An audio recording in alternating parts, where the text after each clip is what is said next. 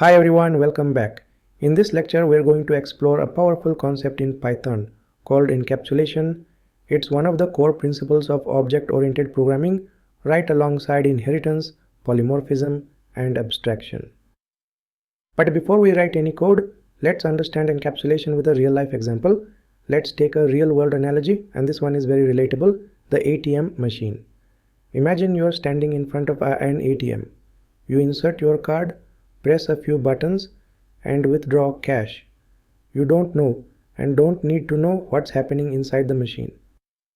You are using a simple interface like withdraw money, check balance, or change PIN.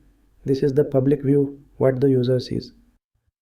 But behind the screen, the ATM is talking to multiple internal systems.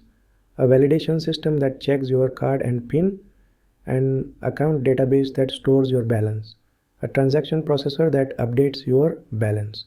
These systems are hidden. You don't see them and you don't interact with them directly. That's encapsulation. It hides the complex internal logic and exposes only what's necessary, the buttons you can press. Now let's understand what exactly is encapsulation. Encapsulation is the concept of hiding internal details of how a class works and exposing only what is necessary to the outside world. It helps in keeping your code safe from accidental changes, making the interface easier to use, controlling how data is accessed or modified. In Python, we use private variables and public methods to achieve encapsulation. Let's now implement this in code, step by step, in your IDE. Right-click on your OOP folder. Choose New and select Python file. Let's name it student_encapsulation. We'll now define a class named student. Let's type start with the keyword class, followed by the class name student. Type a colon to begin the class body. Now let's define the constructor, the method that runs when a new object is created. Let's type the def, that's the keyword used to define a method.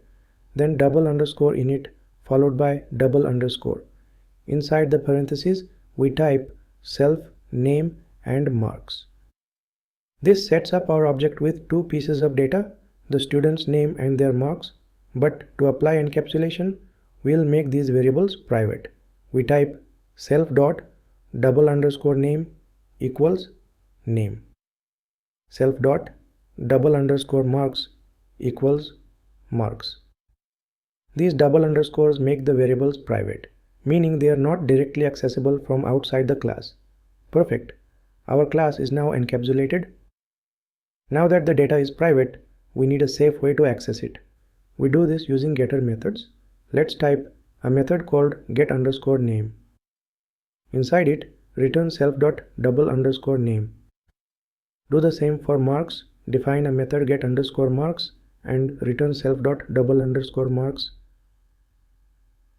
These methods give us read-only access to the internal data. What if we want to update the student's marks? Instead of directly changing it, we'll write a method that allows controlled modification. This is done by using setter methods. Let's define a method called set_marks and pass new_marks as the parameter. Inside it, add a condition. If new_marks is greater than or equal to 0, then update the value. Otherwise, print a message, invalid marks. This gives us control over what data gets saved. The user can't just modify the value however they want. The setter checks if it's valid. Perfect. Now that we've defined the class with encapsulation, let's create a real object from it and see how everything works. We start by creating a new student. Let's type create a variable called student1 equals student class, open brackets. Inside the brackets, pass two values. Within double quotes, type Ravi, comma, then the number 85. This line creates a new student object with the name Ravi and marks 85. Now let's try to access this student's data. As we've already made the name and marks private, we cannot access them directly using dot notation. Instead, we use the getter methods we defined.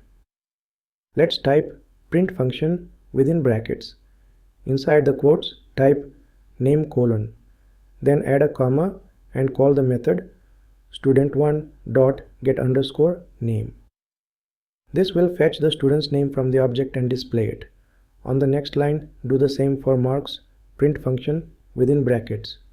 Inside the quotes, type marks colon. Add a comma, then call student1 dot get underscore marks. Let's now run the program. The output will be name Ravi, marks 85 perfect. This confirms that encapsulation is working. We've accessed private data safely using getter methods.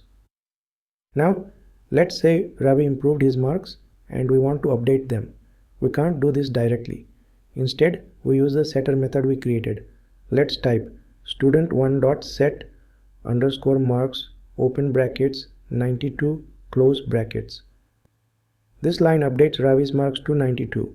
Now let's confirm the update. Let's type print function within brackets. Inside the quotes, type updated marks colon. Add a comma, call student1 dot get underscore marks. Run the program and the output says updated marks 92. Awesome! Our setter successfully updated the private marks variable. Now let's test if our setter method handles invalid data. Just type student1.set underscore marks within brackets -10. Since we added a condition inside the setter, this should not update the marks. Instead, it should print an error message. Run the program. You can see invalid marks. This proves our setter logic works. It prevents bad data from entering the system. Let's quickly recap. Encapsulation means hiding internal data and providing safe access through methods. In Python, use double underscore to make a variable private, then use getters to read values, and setters to safely update them. This improves security, readability, and flexibility in your code, and it's one of the pillars of object-oriented programming. Thanks for watching, and I'll see you in the next one.